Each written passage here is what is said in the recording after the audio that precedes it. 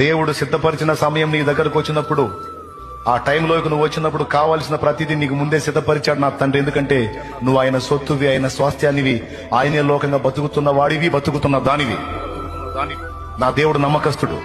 ఆయన్ని ప్రేమించి ఆయన ధ్యాసలో, ధ్యానంలో, ఆయన లోకంలో ఉన్న నీకు అన్యాయం చేయడు.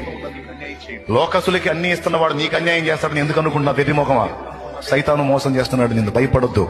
లోకస్తులకి అన్ని ఇచ్చే దేవుడు తన బిడ్డవైన నీకు మరి నిశ్చయంగా ఇచ్చును.